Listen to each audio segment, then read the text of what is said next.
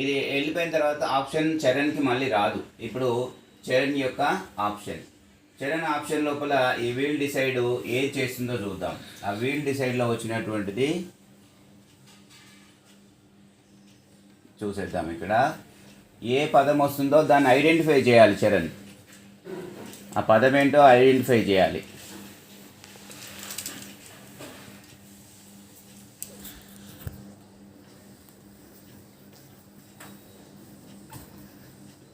IGB దీంతో ఏ meaningful word తయారు చేస్తాము. Charan 1 2 3 4 5. Charan close. Next option ఎవరికి పోతుందో చూద్దాం. ఇది ఎవరు చెప్తారో నెక్స్ట్ ఆప్షన్ ఎవరికి వస్తే వాళ్ళే చెప్పాలి. ఇక్కడ వచ్చేస్తుంది మీకు మళ్ళీ వీల్ డిసైడ్ చేస్తుంది. The name will be decided by the wheel. Cyril jasmine.